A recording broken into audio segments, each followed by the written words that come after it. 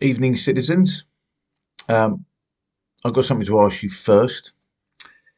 Look, do us a favour and like and subscribe, please, and hit that little bell thing because my numbers are falling off a cliff here, and it may just because I've become boring, but it may also be because you're not hitting those buttons. So just help me out a bit there, if you would. Now, today, 23rd of April, I went to Trafalgar Square for the St George's Day. I suppose you could call it commemorations. It's not really a celebration. It was just a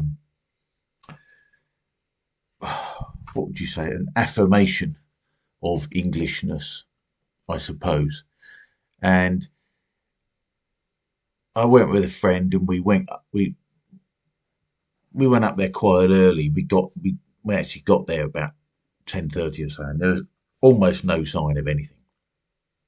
And there were in Trafalgar Square there was about 6 people draped in England flags, and I thought, oh yeah, this is going to be another one of those wander around all day hoping for something to happen, and nothing ever does.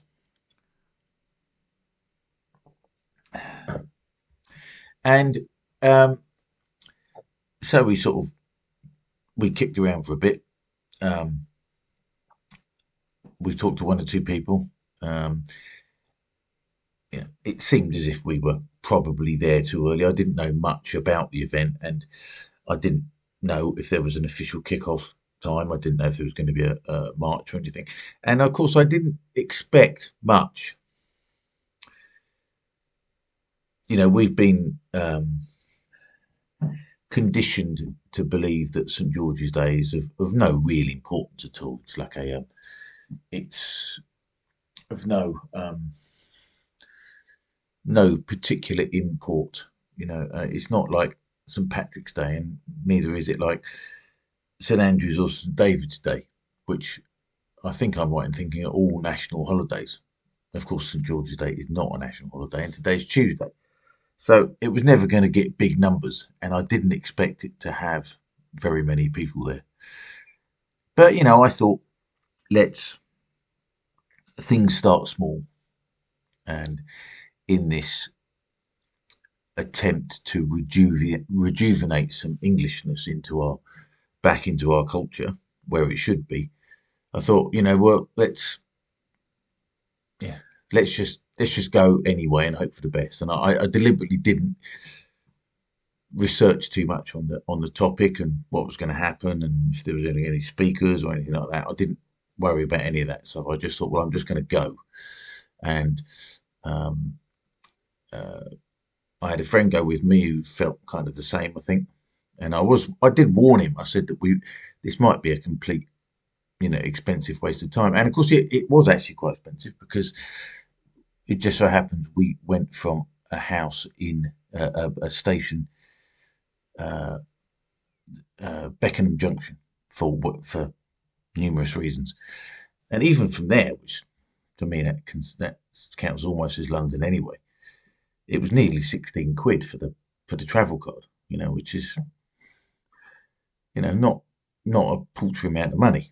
Um, and when we got there, we had some breakfast. That was a tenner each, which was pretty good for London. At this place I normally go to in Duncannon Street, just a greasy spoon. Um, and so, we already spent a bit of money by then, and I was beginning to think this is going to be a damp squib. We're going to leave without anything happening. And like I say, so we wandered around for a bit. We wandered away from the square, and then thought we'd come back again. And so we spent about an hour wandering around. We came back, and then we spoke to some other people, and they said, "Well, something's happening down at opposite Downing Street." And we delayed for a bit longer, and more people began to turn up. More English flags, more and more. And by this time we'd gone to a little coffee shop, and we were sort of waiting for the numbers to build. And then, as we were drinking our coffee, we saw quite a number of people going down Whitehall, all draped in Indian flags. And as these things are wont to do, it started to get a little bit louder, a little bit more boisterous. And the thing that was interesting was, even when there was nobody's there, the amount of police were there.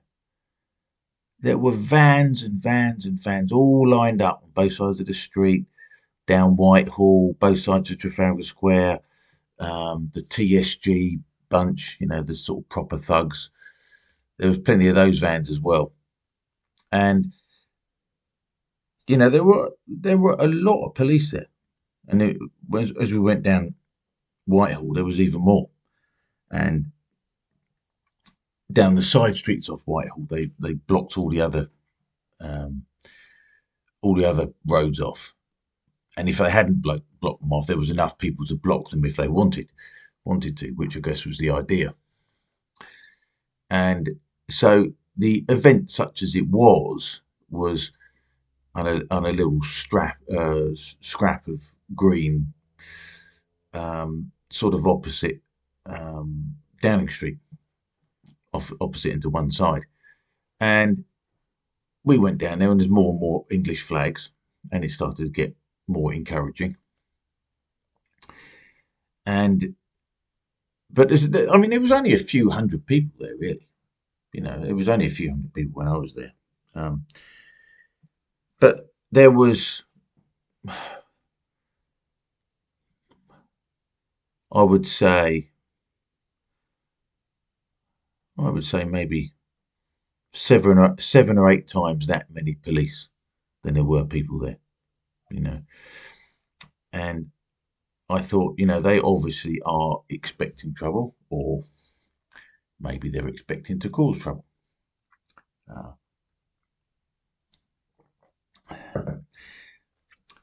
But it's interesting, isn't it? Because the area that was allowed for them to have their set up their stage and everything was just a tiny little place, really. Not it was maybe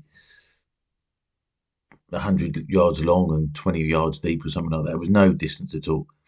And as we were walking down, when we were still in the coffee shop, then we started seeing lots of sirens, hearing lots of sirens and lots of vans, and then eventually they came with a couple of vans and they blocked off Whitehall to road traffic, not to pedestrians, but to road traffic.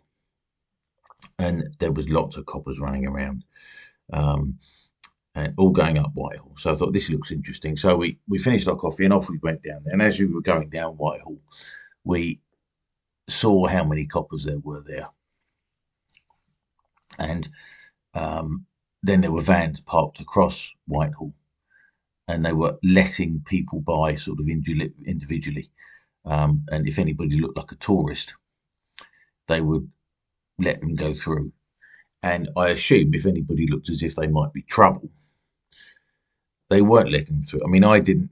Neither me nor my friend had a flag, so we just kind of asked the police what they were doing, and they were sort of vague, and they were saying that there was, they were trying to prevent an incident, in the way coppers always talk. And I'd sort of tried to interrogate them a bit to see if they would sort of expand any. And at this stage they were pleasant, they were okay. And my friend, who doesn't despise the police nearly as much as I do, was sort of having friendly chats with them and asking them about, who was what all different coloured hats were, and it turns out that the blue hats are just constables, the white hats are sergeants, and the red hats are inspectors. So I'm told, I mean, they're all the same, but it's interesting to know that, I suppose. And so they let us through because we weren't dressed like, we weren't draped in flags, and nobody was dressed like a crusading knight or anything. And there was somebody like that. And I wasn't wearing a Union Jack suit like they're And there was a bloke there who's at all these things that I always see, and he's always there. But it's funny because when we're in the coffee shop and we started to see the sirens going, we started to hear the sirens going and see the flashing lights, and we started to see all these coppers rushing around like anything. You know, suddenly it was a big emergency, and when we walked down Whitehall shortly afterwards, there was no emergency, but there were vans parked across the street, and there were lots and lots and lots of coppers all over the place. And they had the riot helmets slung on their waists, and there was quite a few police horses, and all the sort of paraphernalia that our police force has these days. But the difference was that it was. I mean, I haven't witnessed any of the Palestinian marches, pro-Palestinian marches, because I haven't been up to any. Have I? Don't think I have. No, the only one I went to was the one on Remembrance Day. That Saturday there was Remembrance Day, and it just so happened when I was there, I never encountered the Palestinian marches anyway. But the interesting thing about it was that this was a police presence. They were out in force. They had, a lot of people there, big numbers, a lot of vehicles, a lot of police horses.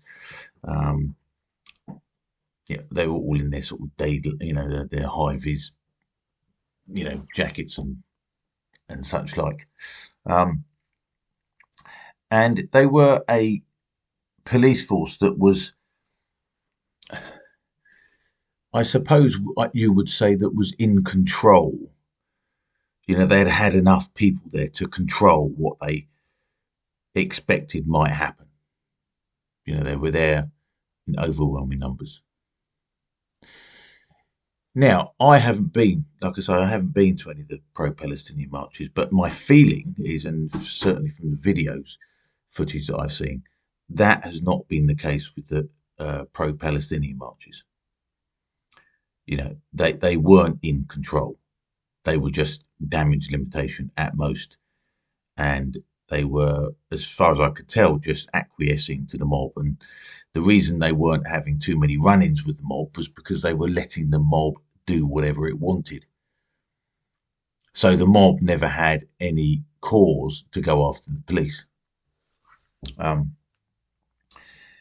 And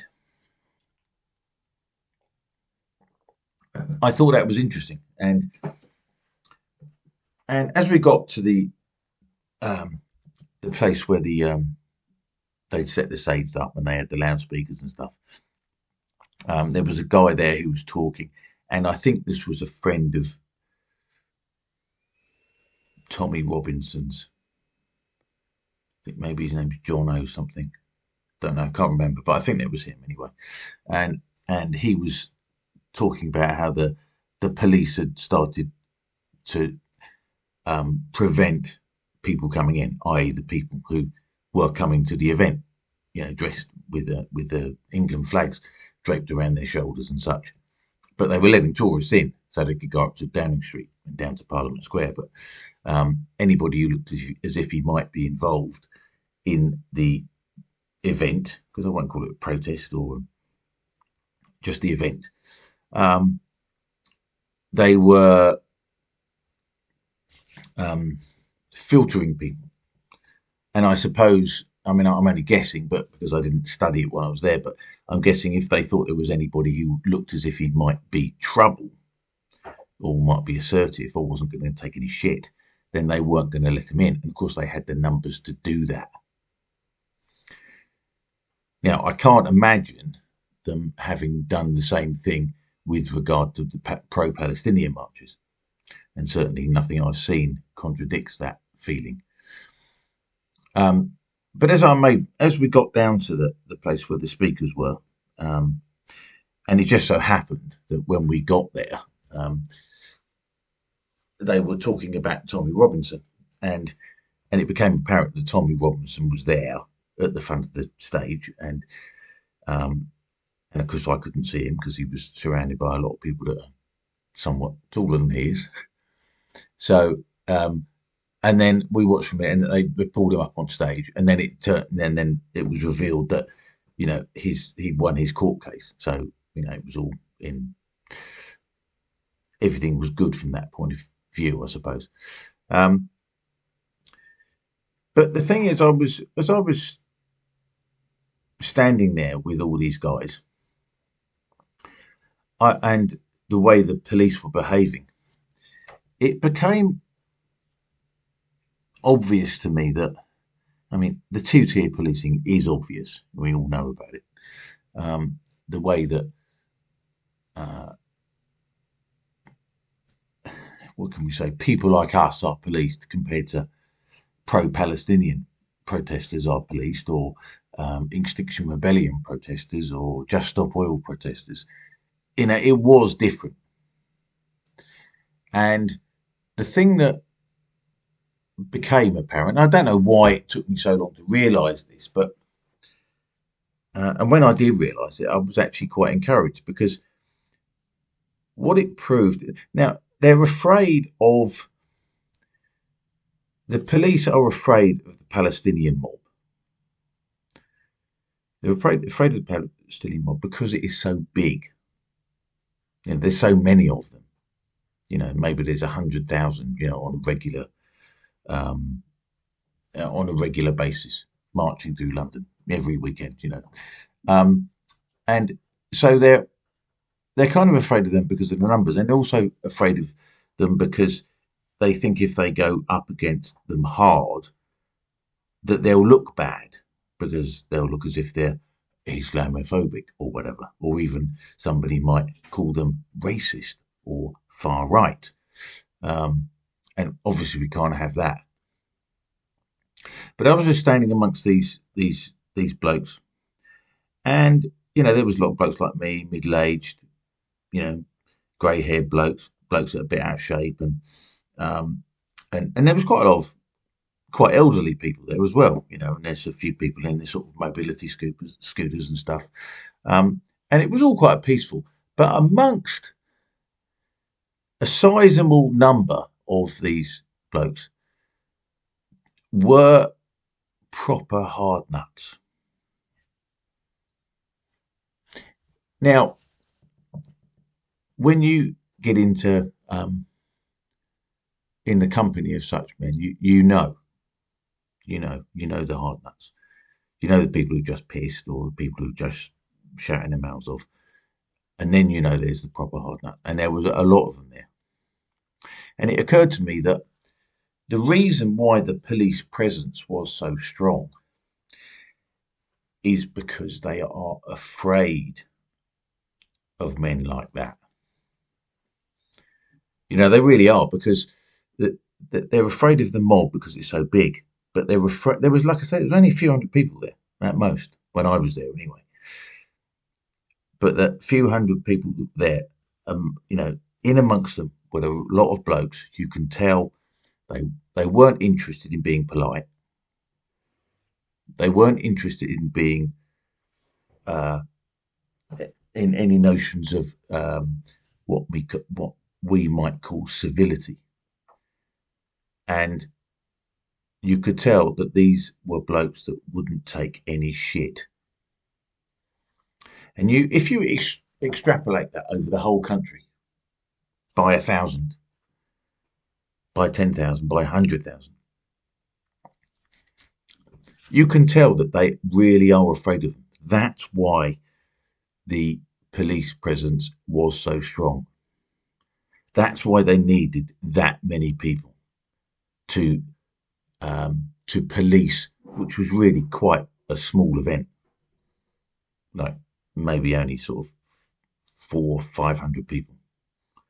At least when I was there. Now, I confess that I didn't I didn't have much expectation to the day. I thought we were going to go up there, wander around for a bit, and then it would be a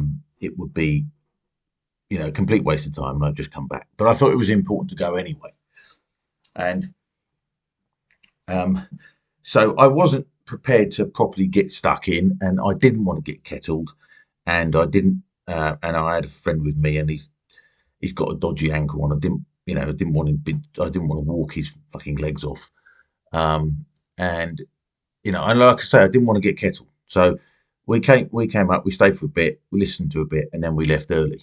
And I was very anxious, or rather, very aware of where the police were, and any escape routes were going to be cut off. So I'll confess that I left early. So there was no, I didn't see any, um, I didn't see any aggravation, any um, unrest, as they would call it.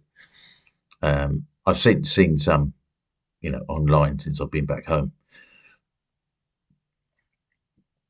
Um, but I just thought that was interesting, and I was encouraged by that because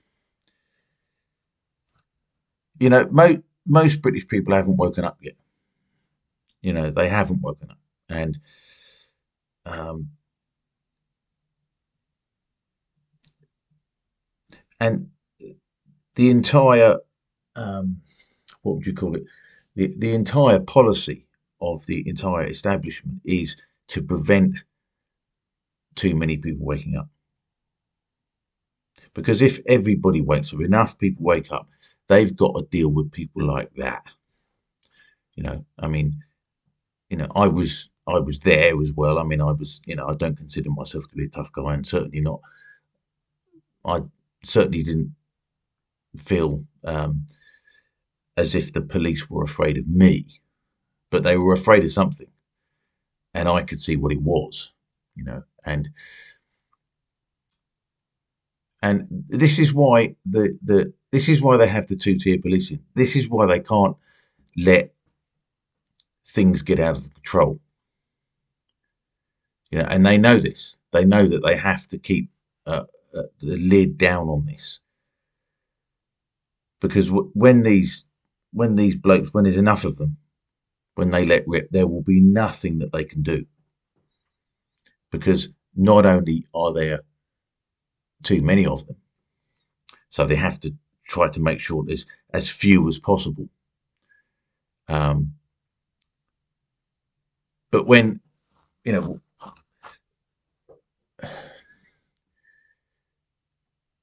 when the dam breaks, they know they're going to be in trouble. And we have to sort of, we should be encouraged by that, really, because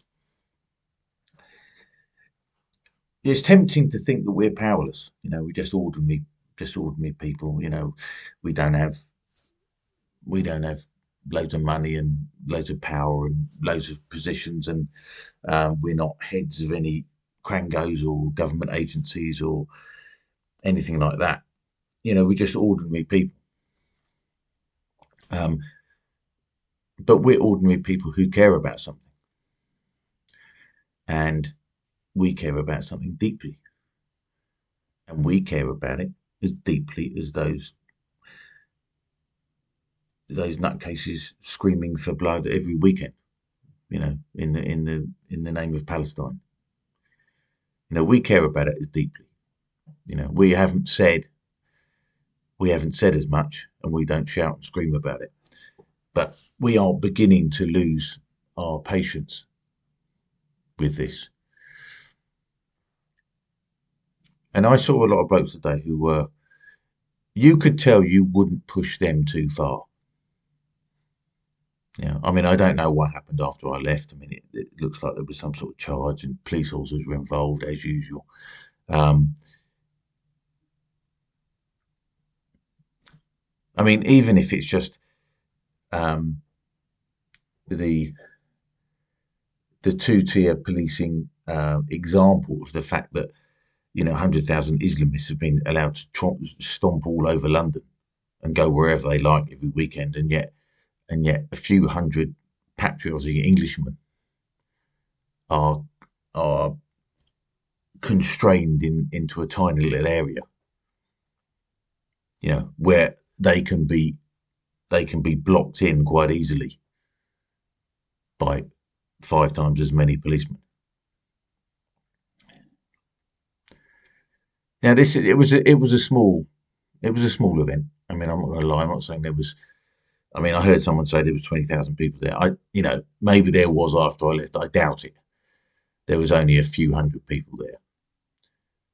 But considering there was only a few hundred people, the amount of police presence there to deal with that shows that they are terrified of there being more than that. And there is more than that, and there will be more than that. And that with every day that passes, there's going to be more.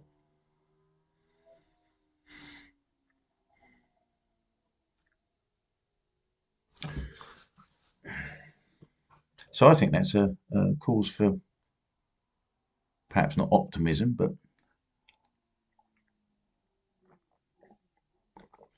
um, a bit of positive realism, we might call it.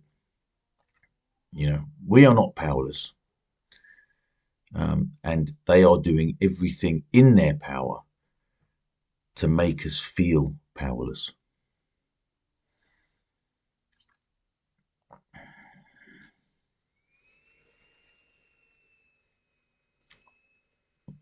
I mean, we mustn't get overexcited about this. We are still a tiny number.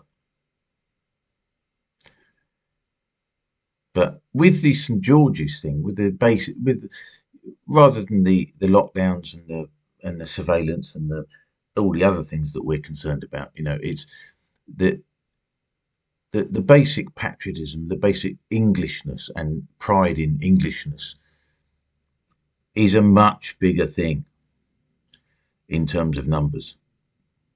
I mean, 80% of people didn't give a shit about the lockdowns um, and all the masks, and so many people just rolled over without a fight. It's 80% of the population just did that.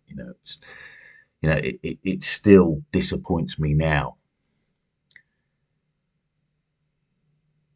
But when you attack a country's actual, essential identity, what it actually is, you attack what it's even called. I mean, it was, of course, it wasn't St George's Day today. It was St George. St George was a Turk actually day. As we get every year, it's become as much of a tradition as the day itself. Um, and I can see that there is a force bubbling. It's simmering at the moment. And I can see that there are people who are not prepared to take any more because these people are not. They don't appear to be interested in money or position or reputation. Um, they're not interested in having what we call high status opinions. But they are getting very, very fed up of being um, pilloried and smeared just for who they are. And I don't blame them. I absolutely don't blame them. So, um, and today it was a sort of slow realization over a few minutes. As I was watching, I was just kind of watching these blokes, and they were pissed off. You could see it in their faces. They fucking didn't like it, and I think they're quite prepared to do something about it. We shall see, I suppose. But that was the feeling I got today, and it's not very eloquent, you know, um, but I thought it was something that I could translate to you because I thought it was worth saying. So be not downhearted, and happy St George's Day.